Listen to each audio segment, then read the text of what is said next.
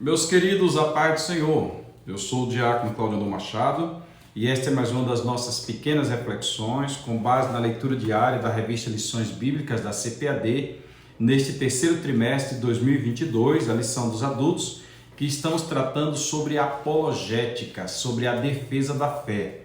Muito temos aprendido neste trimestre sobre apologética. Esta é a nossa última semana, é o último tema do trimestre e nós temos aprendido muito e confesso aos irmãos que estou agora ansioso pelo próximo. Eu estava saudoso por este, mas já estou ansioso pelo próximo, que eu quero aprender mais ainda da palavra de Deus e eu agradeço a Deus pela tua vida, que tem estado conosco, que tem participado, que tem deixado tua opinião, que tem curtido, que tem comentado. Deus te abençoe. O nosso trimestre tem o tema Os ataques contra a Igreja de Cristo. Esta lição vai ficar gravada na mente, porque a Igreja de Cristo sempre sofreu ataque nos anos a fios e nós temos a oportunidade de estudar sobre estes ataques, começando lá pelas 10 grandes perseguições do Império Romano contra a Igreja. O subtema fala sobre as sutilezas de Satanás nestes dias que antecedem a volta de Jesus Cristo. A nossa lição é a lição de número 13, que tem como título Resistindo às sutilezas de Satanás. Então, nesta semana, nós estamos estudando e aprendendo a como resistir às sutilezas de Satanás. Primeiro foi nos mostrado, aqui é sutileza, ali é sutileza, lá é sutileza, preste atenção, Jesus está voltando, é por causa disso que ele está agindo assim. E agora nós vamos estudar a como resistir, aprender a se defender, como disse Paulo, calçados os pés, com capacete na cabeça, com a espada na mão, com o escudo, com a couraça e assim por diante, tá bom? Ontem nós falamos sobre Cristo como o centro da nossa vida. E hoje, no nosso segundo vídeo, este é o segundo vídeo da semana, são 6 vídeos na mesma temática. Você deve assistir assistir o de ontem e assistir os 4 que virão futuramente, querendo Deus. Aí você vai compreender. O irmão Daniel Anjos tem colocado aí todos os vídeos numa mesma capa para que você perceba que tem mais uma coisa, mais alguns outros vídeos no tema para serem assistidos. Assista todos. Se não puder assistir de uma vez, espere um pouco, volte lá depois, assista, vá dirigindo, bota no carro, deixe ir tocando lá, chega em casa enquanto lava um prato, faz alguma coisa, ponha lá, você vai compreender bastante, tá bom? Aproveita a oportunidade para dizer, se inscreva no nosso canal. Compartilhe, curta, comente, marque o sininho das notificações. Quando você compartilha, ponha isso na mente, você está evangelizando alguém. Então evangelize alguém. Se você não tem condição de ir até a pessoa, mande o vídeo. Assista o vídeo antes para você ver o conteúdo, saber que não é coisa à toa e mande o vídeo para a pessoa. Evangelize, tá bom? E quando você curte, você diz lá para o YouTube, esse vídeo é importante. Aí o YouTube vai indicar este vídeo para outras pessoas, tá bom? Deus te abençoe, mas se inscreve no nosso canal aí. Hoje, terça-feira, nós temos a epígrafe. Andemos na presença do Senhor Jesus, o Salvador. Andemos na presença do Senhor Jesus, o Salvador. O nosso texto está na carta aos Colossenses, capítulo 2, versículo de número 6. Colossenses, capítulo 2, versículo 6. A carta aos Colossenses, já dissemos em outras oportunidades, é uma das cartas que Paulo escreve da prisão. Paulo está preso. Após a terceira viagem missionária, Paulo vai preso em Roma, em Jerusalém. De Jerusalém vai para Cesareia, de Cesareia ele apela a César e vai para Roma. E lá de Roma, alguns irmãos vão visitá-lo, ele acaba ficando numa prisão domiciliar. A igreja é quem paga o aluguel desta casa para ele ficar numa prisão domiciliar, apesar de que trata-se de uma pessoa idosa. Paulo ficava algemado a soldados ou com soldados do lado fazendo a sua guarnição. E de lá de Roma, recebendo visita dos irmãos, Paulo então resolve escrever as cartas, algumas cartas, dentre elas a carta aos Colossenses. Ele escreve aos Efésios, escreve aos Filipenses, escreve a Filemon e escreve também aos crentes de Colosso. E ele diz assim no capítulo 2, versículo número 6. É isso mesmo? Só conferindo. 2 e 6. Diz assim: Como, pois, recebestes o Senhor Jesus Cristo, assim também andai nele. A primeiríssima coisa que eu destaco aqui para você é que quando Paulo escreve a carta aos Colossenses, assim como João escreve o Evangelho de João, Ambos estão rebatendo uma heresia que existia naqueles dias, que ainda hoje existe, mas não é tão declarada. Naqueles dias existia. Existiam os epicureus, existiam outros filósofos que traziam seus entendimentos e existia também os gnósticos, a gnose, a razão. Os gnósticos, pela razão, se não fosse compreendida uma coisa, ela não valia, não existia. Tinha que passar pela razão, pela gnose, pela compreensão. É tanto que num dado momento Paulo diz bem assim: transformai-vos pela renovação do vosso entendimento. Então a gnose de vocês deve ser uma gnose pautada por Deus, mas não a gnose pautada por homens, não a gnose pautada em pensamentos humanos. Ele disse: eu nunca fui a vocês, como nós lemos ontem, com palavras humanas, nunca fui a vocês. Eu preguei a Jesus e este crucificado. Primeira carta aos Coríntios, capítulo 2, versículo 2.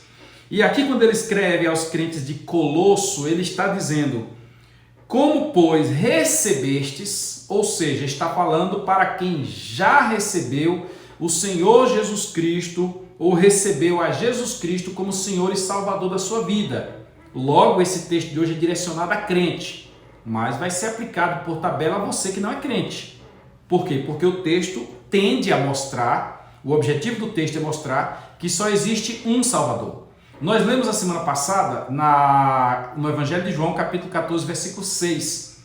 E em vez de falarmos sobre a espiritualidade holística, dar ênfase à espiritualidade holística, nós demos ênfase ao único caminho, à única verdade, à única vida, que é Jesus, aquele que morreu na cruz. E Paulo, no texto que nós lemos ontem, disse: Jesus e este crucificado. Não houve nenhum outro que fosse crucificado para que os nossos pecados fossem perdoados.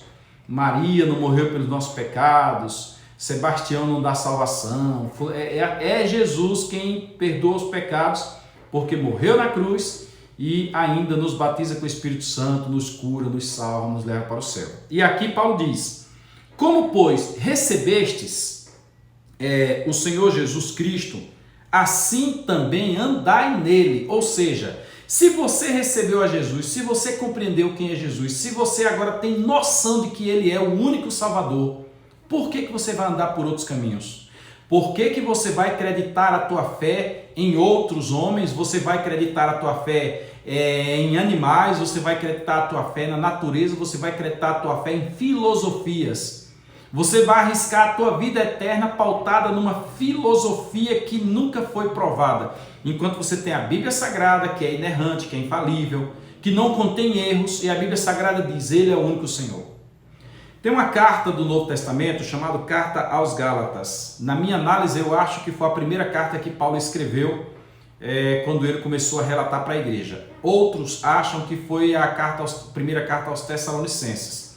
Mas na dinâmica das andanças de Paulo nas viagens missionárias durante o Atos dos Apóstolos, Tessalonicenses não vem em primeiro lugar para mim. Para mim, Tessalonicenses vem lá em segundo lugar, lá na segunda viagem missionária, já quase no final, da metade para frente da segunda viagem missionária.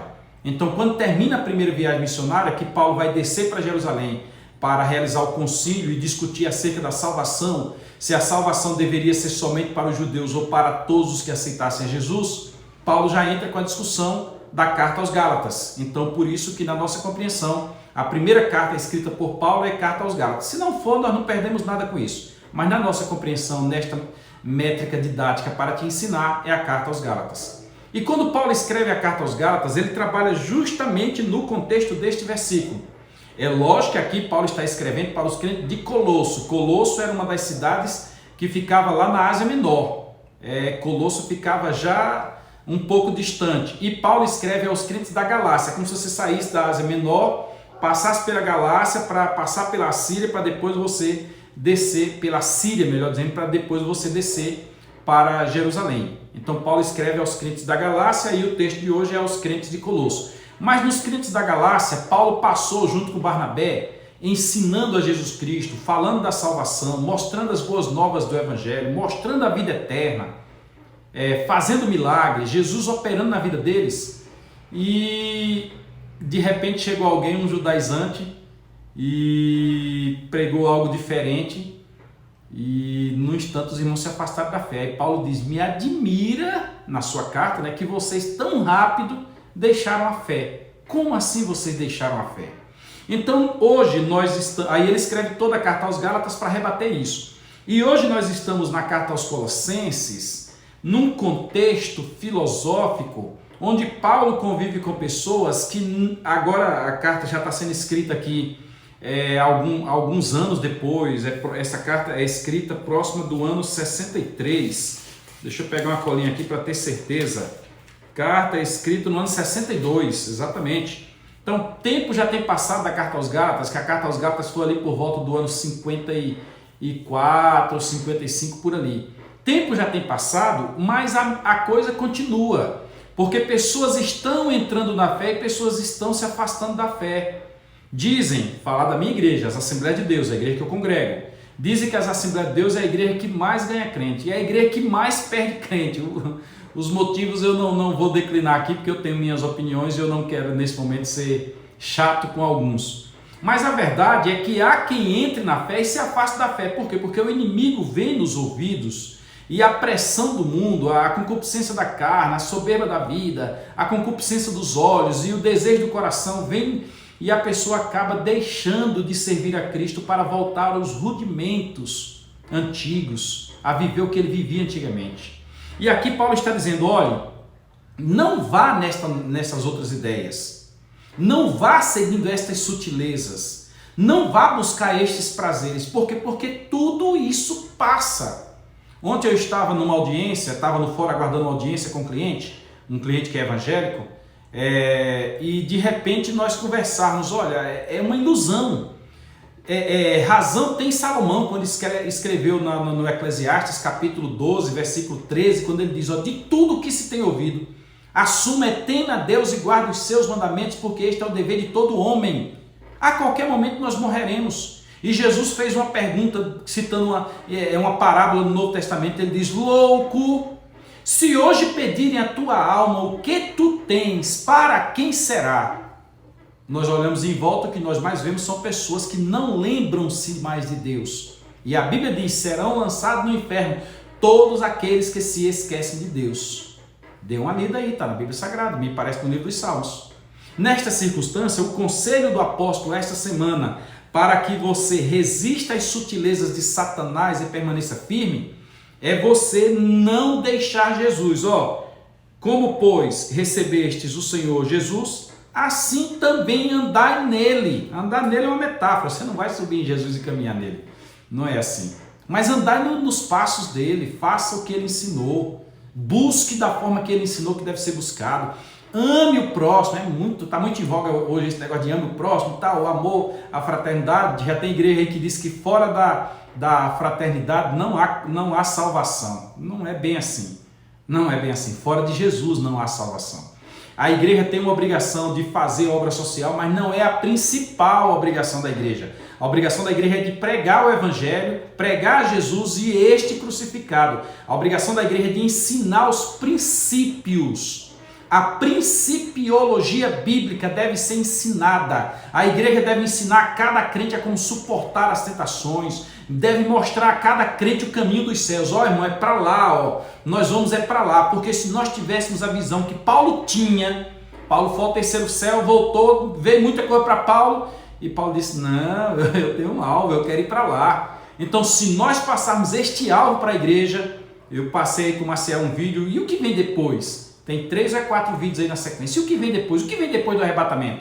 Quando nós tivermos esta visão do que vem depois, nós continuaremos andando em Cristo e naquele momento nós encontraremos com Ele, seja pela morte, seja pelo arrebatamento da igreja. Alguém até disse ontem, muita gente pensa só no arrebatamento, mas está se preparando para a morte? Verdade. As duas coisas tem que cuidar, porque a morte pode chegar a qualquer momento. A morte é uma verdade que nós vemos a todo instante. Próximo aqui de onde eu estou está a nossa casa mortuária. E de vez em quando a gente passa na rua e vê, está acontecendo um velório, porque pessoas estão morrendo. É prova que para muitos já chegou o último dia. E a morte é uma verdade premente. O arrebatamento nós estamos aguardando. O arrebatamento é uma questão de fé, mas a morte não tem nem dúvida, está bem aí. E Salomão mesmo escreveu dizendo, é melhor ir na casa onde tem luto do que na casa que tem festa. Por quê? Porque na casa do luto você vê a verdade da vida, você deixa de tanta fantasia, você deixa de tanta vaidade. Porque disse o próprio Salomão, Vaidade de vaidade, diz o pregador, tudo é vaidade. E vaidade no contexto, numa essência, é aquilo que passa. Aquilo que passa é vaidade. Então, neste sentido, sabendo nós que haveremos de ir para o céu pela morte ou pelo arrebatamento da igreja, sabendo nós todos, eu, você que é crente, que não é crente, todo mundo, haveremos de comparecer diante de Deus para uma prestação de contas, fica o conselho que o próprio Paulo deu. Assim, pois, como recebeste a Jesus Cristo, o Senhor Jesus Cristo, assim também andai nele. Eu não falei, mas estou fazendo uso hoje da Bíblia de Estudo Matthew Henry, ou Matthew Henry, editado pela Sociedade Bíblica do Brasil, com a tradução Revista Almeida e corrigida.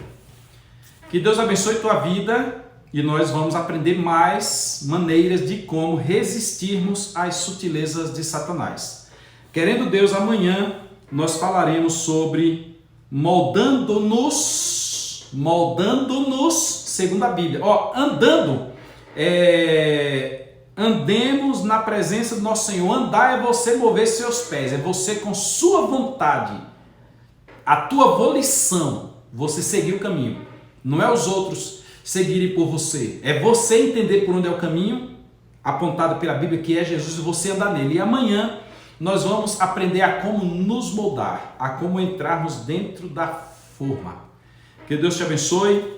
Até amanhã, querendo Deus. E aproveito para te, mais uma vez, pedir que se inscreva no nosso canal, compartilhe, curta, comente. Você compartilhando, você está evangelizando. E você curtindo, você está dizendo para o YouTube que o vídeo é relevante. Então, Deus te abençoe. Faça isso e se inscreve no canal, tá bom? Fiquem com Deus.